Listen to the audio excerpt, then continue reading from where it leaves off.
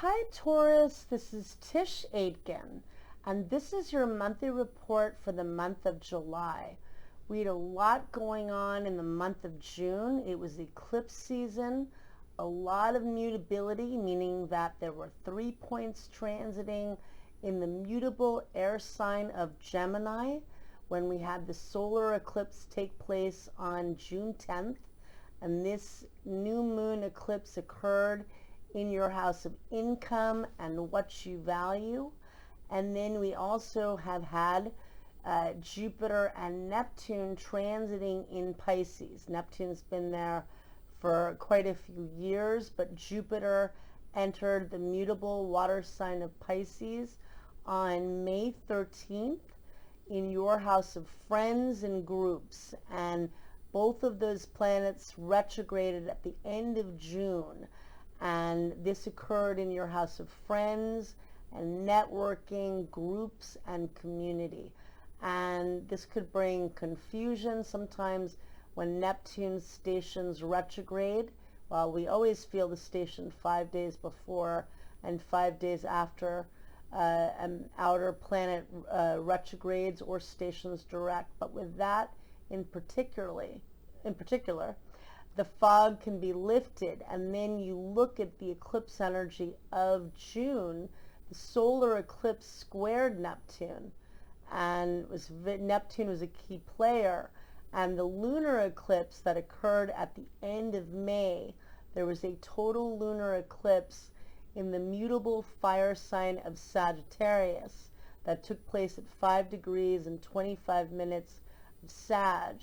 That was more mutability, a lot of release, a lot of endings. Now for you, these eclipses occurred in your house of income and what you value, how you create things, how you can find your self-esteem, as well as your house of debt and joint resources, death and rebirth, but also credit and taxes and debt, dealing with joint assets. So a lot around money was the focus for you.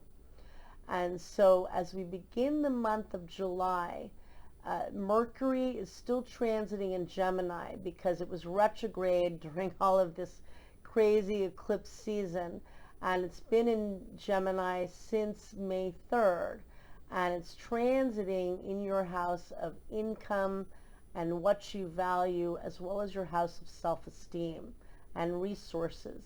So it's a good opportunity for you to really assess how you can be most productive in this part of your life. And that's very much a Taurus part of life anyway. The second house in astrology represents your sign because you're the second sign of the zodiac. So a lot of focus in this area for you with these eclipses. And with Venus and Mars transiting in Leo at the beginning of the month, there's also a lot of focus on home, family, and your own emotional security. And Venus and Mars transiting there is an excellent opportunity for you for fixing up your place. If you have your own business, this can be excellent for doing a lot of different financial and creative projects, and just hopefully finding happiness within yourself with fourth house transits. So we begin July, we're still all reconciling the tales of the eclipses, and pretty intense time. We're not out of eclipse season yet, and on the 1st of July, Mars, which is transiting in Leo, opposes Saturn, and that occurs at 9:08 a.m. Eastern Daylight Time. Saturn is transiting in the fixed air sign of Aquarius in your house of career, where it will be until March 7th of 2023. That could put the brakes on things. It could be a little frustrating with family or at work. If there's a project that takes a lot of patience, well, that would be an excellent aspect for that, but that can be frustrating and people can get a little irritated with that.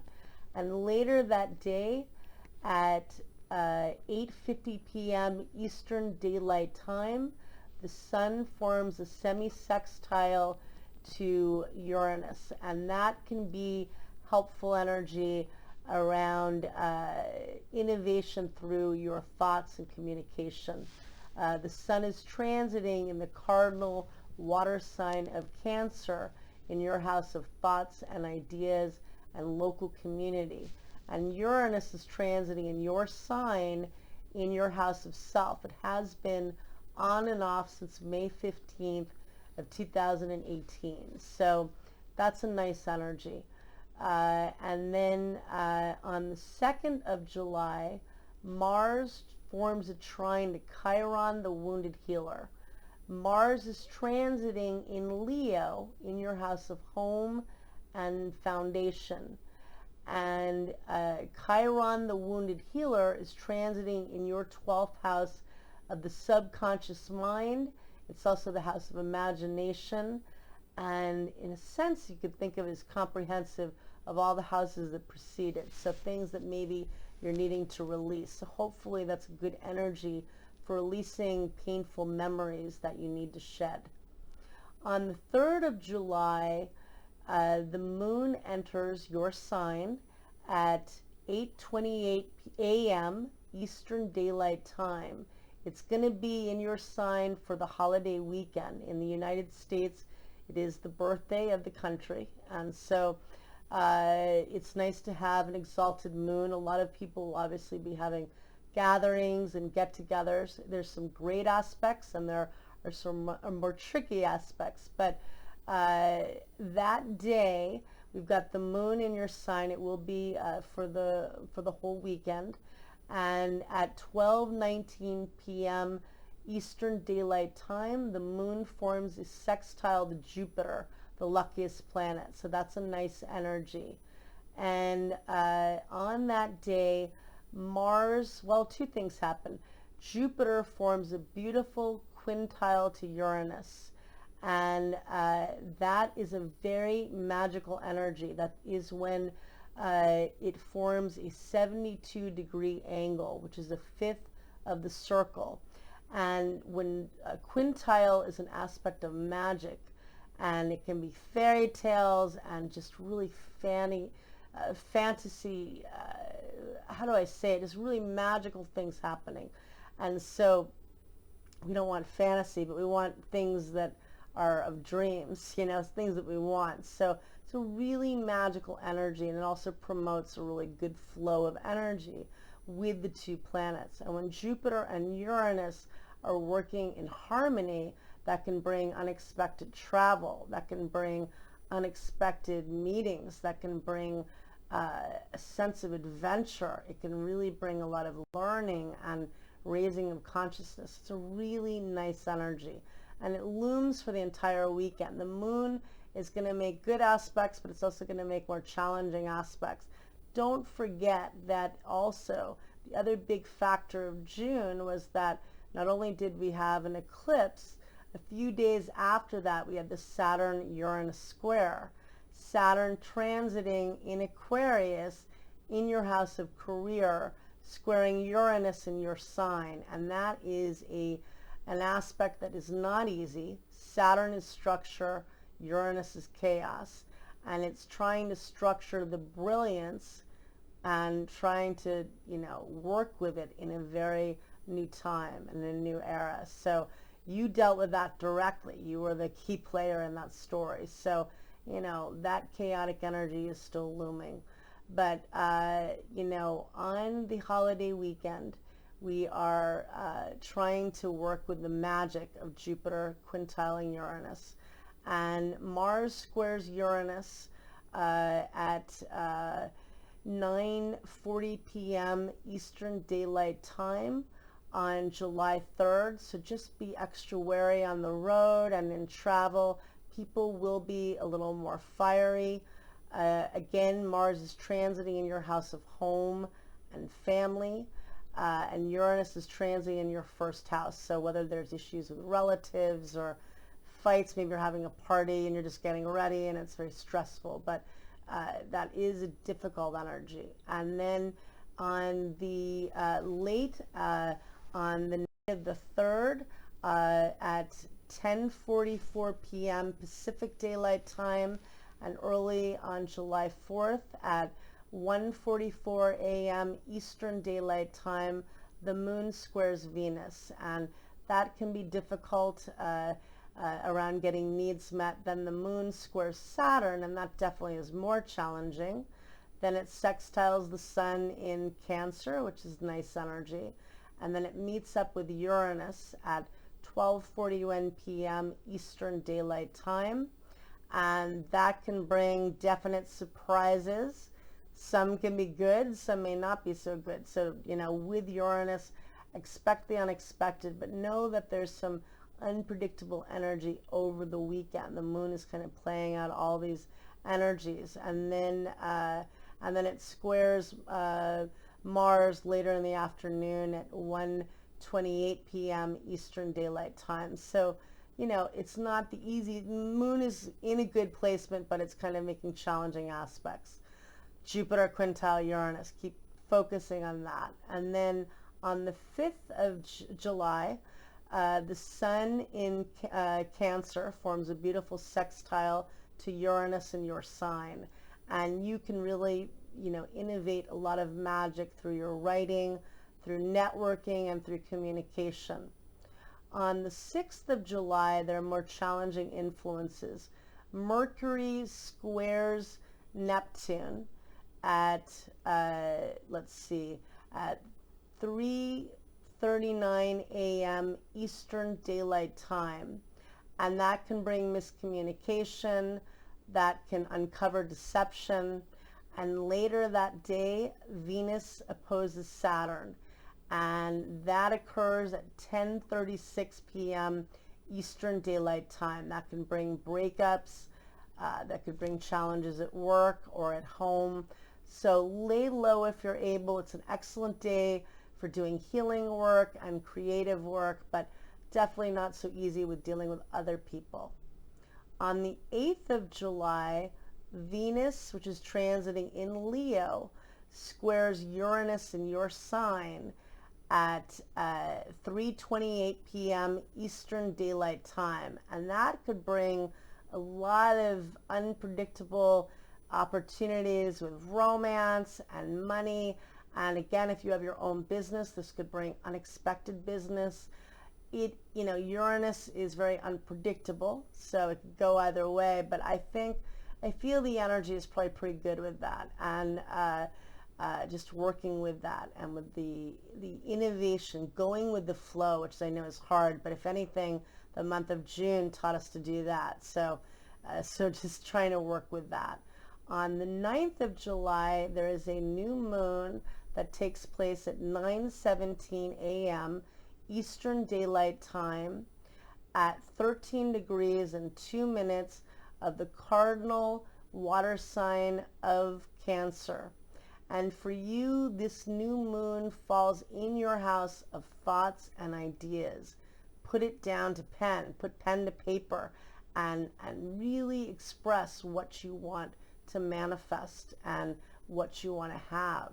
It's in your house of ideas, and really journaling your fears, your desires, your intentions. Do the law of abundance, say the affirmations out loud. This is a really powerful new moon. The moon rules the sign of Cancer. And more importantly, it sets off where the lunar eclipse was on July 5th of last year, when it occurred at 13 degrees of the opposite sign of Cancer. So this gives us more of a story of what we've been working with since last summer. Hopefully it brings completion and resolution. And for you, that eclipse occurred in your house of learning and teaching and promotion and manifesting hope. We were in a very difficult time. We still are. And so this new moon, really think about what you want to manifest.